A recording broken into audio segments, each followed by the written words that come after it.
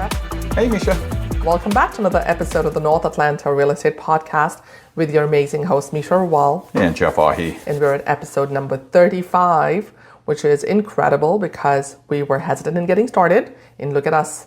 Look at us now. Almost famous, right?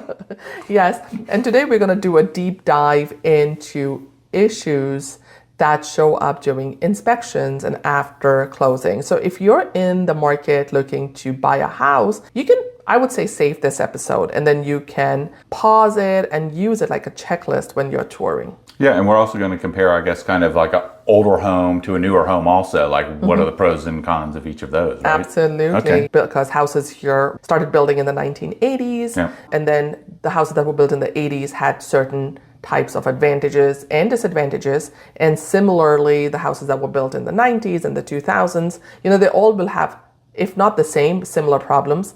And then pretty much almost all the houses will have certain similar topography because Alpharetta, Johns Creek, Milton, South Forsyth, we have a specific topography for North Georgia. Yeah, largely so. We're not in Florida, right? So it's not flat like that. Yeah. And then there were some builders that really were very popular during those decades.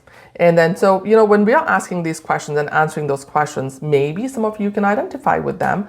Yeah, I think so. And I think this is going to be one of these educational shows, I think, where people are going to get a lot of good value. And I suppose if we miss something that you really are interested in, just reach out to us and we'll cover that in the next show. Yeah. And so, when we go into a house as agents, we have a specific eye that we look at houses. But when buyers walk in, sometimes they notice finishes first.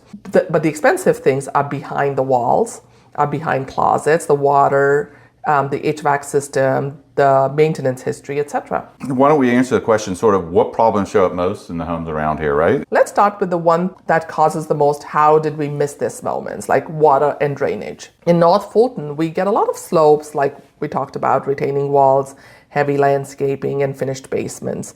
And water problems don't always look dramatic, Jeff. Sometimes they are quiet and consistent. They're hidden, and that's what makes them expensive. So when we go in for an inspection, what would you typically look at when you're touring a house with a buyer? Some of the things the buyers can check out before you even get to the inspection phase, when you're just looking at the house, you want to look at the grading. Does it slope away from the house, or is the water running towards it? I always, have a problem with those Bugs Bunny homes. They're sitting way down from the road. You're getting all the water runs right down to it. So look at that. You want to look at the downspouts. At the end there, are they carrying the water away from the foundation? You also want to, when you go into the basement, look for some signals like maybe a musty smell or some staining along the baseboards or efflorescence, which is a sort of a white chalky residue. You would see that in a home that didn't have finished walls inside. There was unfinished basements. You want to look for that. Do they have dehumidifiers running nonstop where they may be trying to correct a problem that already exists? And then look at retaining walls, and retaining walls are very expensive. Are they bowing, cracking? Do they have blocked weep holes? And does is it look overwhelmed? Because I can tell you, I've seen retaining walls easily be $20,000 and $40,000. So you don't want to have to get into one of those repairs. And then we had a buyer last year, if you remember, Jeff, and it was a beautiful finished basement, staged perfectly, and the house smelled fine on a sunny day, but the house had downspouts that ended right at the foundation, close to the grading, and the grading wasn't actually funneling water away from the house. And then we found moisture readings were elevated along one wall. There were no puddles, but it was just enough to say this is a pattern. The fix wasn't insane, but it wasn't free. We needed downspout extensions, grading corrections, and a better drainage routing. So if you're a buyer and you're looking at a house, you should not be asking yourself, is there water right now? But you should ask yourself, where would the water go in a heavy rain? That's a great way to look at it. Okay, so, maybe the next kind of bucket we want to look at are the big ticket items. And when we're talking about big ticket items, we're talking about roof, the HVAC systems, water heater, windows, plumbing, and siding, definitely in this area. In North Fulton here, there are a lot of homes. They're built largely in the 80s, 90s, and early 2000s. That's when 90% of Alpharetta and Johns Creek were built. So when we're looking at that, look at the roof. And in all these cases, we're not on the first roof in almost every house here. So when someone says, well, a 20-year-old house is too old, I don't want it, or a 35-year-old house, you really have to start now looking at the age of those systems, because the roof could have just been put on brand new a year ago, right? So the roof, you need to ask for the age, the history, have there been any repairs or leaks on this particular roof? Are there any, known issues? And look for signs in the, attic, the basement, and the ceilings to see is the roof leaking, especially up in the attic, right? Yeah. And then the water heater is pretty straightforward. Look at the age. There's no particular inspection other than the fact that you look at the pressure valve in there, and then the windows. Yeah. We were talking about single pane and double pane windows a little while back. Yeah, and so most of I can tell you, my first house was Alpharetta, up here in Alpharetta, had single pane windows. And that was built in the late 80s, and almost everything in the area, even the higher priced neighborhoods, still had those single pane windows, but a lot of it has switched over now. So it's very easy to just look at it and see. But, I lived with those windows for 20 years, and it didn't really cause a dramatic problem, but it certainly, when we replaced them, went to double pane window, and it is quite expensive to replace. So you got to pay attention to that. Yeah, right? our house still has single pane windows, Yeah. but we have a draft blocker, and then we have the roller shades. Replacing the windows for my house would be about $40,000. I'm like, let's look for a little cost-effective method. And what about the HVAC systems? Now, those can be quite expensive, right? And I think you just had a situation, I guess, in one of your listings where they had to be replaced, right? Yeah, and they replaced the entire HVAC systems, both of them actually, because that's what the buyer wanted, requested, and also because it's hard to get that Freon air in case the HVAC goes kaput. Yeah, the old refrigerants has been taken out of the market, and so now not only has that happened, but we also have a much higher efficiency ratings today. We were just looking on the receipt for that estimate. It was a 15 SEER. It's a measurement of energy efficiency. And back when I was talking about my first home, back in the day that was an 8 SEER. So almost just twice the efficiency today as back then. Can you imagine your electric directly, if your electric bill was $200 for your air conditioner in the summer, and today it would have been $400 back in the day. So it makes a tremendous difference. Yeah. And did you have a story about one of these items, Jeff? Yeah, so, I had a buyer fall in love with a home, and, because it had a brand new kitchen, right? One of these amazing kitchens, looked like a magazine. It was fantastic. And, it was a great house, but the HVAC was really old in this one. And so, it was one of those things where we know it wasn't going to last forever. It was already at the end of its lifespan. The upstairs never cooled well in the afternoon. And the seller's answer was, well, it works. And, he didn't want to replace it, was the mindset of the seller. But, we brought in an HVAC specialist, and they explained why the performance was uneven and what it would take to, correct it and help fix this thing. And, the buyer didn't walk away. He just negotiated a little bit. And we got the seller at the end of the day to give us a little bit of credit. And even though we didn't get him to replace everything, we did get some compensation. And we just knew that we were going to have to take care of that, as we, moved into our ownership. And so, you have to think ahead, because you don't want to be surprised in the summer. You buy the house in the winter, you're not thinking about the air conditioner, but you don't want to get hit in July all of a sudden with a surprise, right? And you're not trying to win an argument with the other agent. What you're trying to do is avoid surprises for your buyer. Yeah, and so I think one good thing we want to take away is, as a buyer, you want to find out the age of the roof, the age of the HVAC systems, and then also you definitely want to pay attention to the siding. And we haven't talked about that yet, but the siding's another big one. Before 1970 or 1997, almost all homes had some type of pressboard siding, unless you go way back, and then they actually had cedar siding back in the 70s.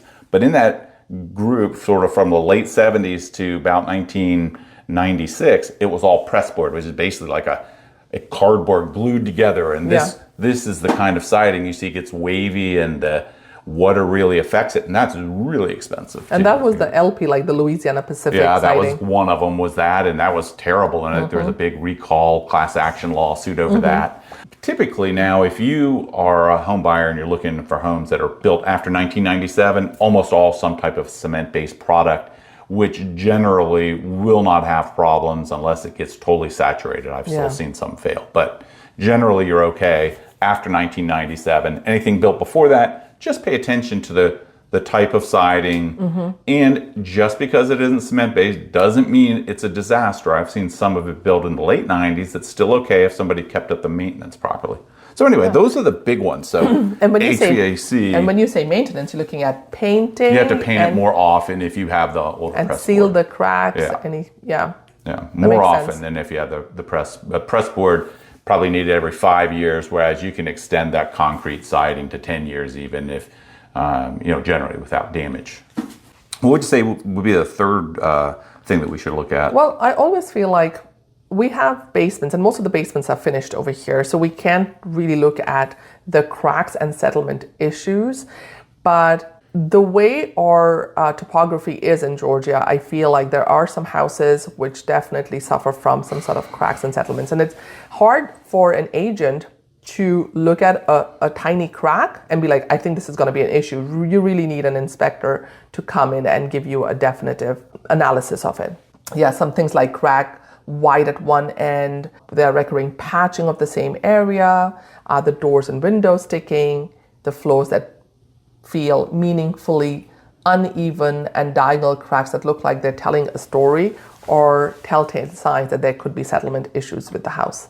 Yeah, I think that's a good point. We could look for all those things when we're touring the home, and if we're interested and we actually get under contact, definitely we want our inspectors to look at those things, right? Yeah. There was this one house I remember in Augusta when I was selling houses there. I swear to God, it was 6 inches wide, and the seller was trying to sell that house. And I had a buyer who looked at it and said, how bad do you think this is? I was like, run. I couldn't believe. And this was not even a single family house. This was a condo. So I think there was a house above that condo. And I'm like, how is it possible that this house had a 6-inch crack and everyone was like walking around it like it was okay? So yeah, that was I don't think I've seen a crack that wide ever since. And then the last bucket is what I would call the updated but not maintained part of a house, right? The house looks amazing, new lighting, fresh paint, but the maintenance history is a little sketchy.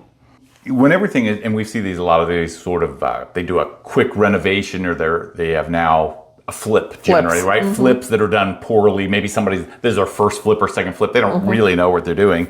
So they try to make it look good. However, oftentimes they miss those kind of big ticket items or problems that stuff up, the boring stuff like the drainage or attic ventilation, what's the condition of the deck, the roof, HVAC, plumbing, things like that. Just because it looks good doesn't mean the home is solid and is good, right? Yeah. My daughter, her first house, never had someone cry when they saw their house. She was so excited about this house. I didn't like it. Of course, didn't want to listen to me. But that house was a bad flip, and they had so many problems they had to correct over time. And your daughter cried? She cried when she saw it because she was so excited and loved the house so much. So she bought it anyway, even though I had some misgivings with certain aspects about the house. But yeah, so they can. Just because it's shiny and looks good doesn't mean it is good. So, really listen to your realtor. Your realtor can be a good guide. We know how to spot these things. Often you can spot it you can see sometimes the material is just the very cheapest material possible, right? And it's always the thing, someone's cutting corners when they're, using the cheapest stuff, right? So a quick showing checklist is start outside, grade the gutters, the downspouts, and the drainage. And then, ask about the roof and the HVAC and the siding. Make sure you know about those costs and the ages. Smell the house, because this other day I was at a house and I'm like, what's this strange smell? Apparently it had a sump pump inside the house, and the entire house I don't think I've ever seen that. Yeah. And gorgeous house on 4 acres in Milton. I want to say it was Milton, Alpharetta area. And I was like, what is that strange smell? It was the sump pump, because back in the day, they would leave like a little hole open in the sump pump, and that smell was permeating throughout the whole house. Good grief. Yeah. That does not sound good. And then the last thing, separate, like we just talked about, the cosmetic love from the conditional reality. Don't just fall in love with the shiny. Dig deep and make sure the house is solid. Hey, Meesha, I just noticed something. We're running pretty long on this podcast, so I don't think we can get to that second question today where we talked about how we're going to evaluate an older home versus a newer build. So why don't we do that in our next podcast? Does that sound all right? It sounds great. So we'll do a part B and a follow-up question to this episode Up until then, stay smart, stay informed, and stay tuned. This is Meesha. And Jeff saying goodbye. Bye.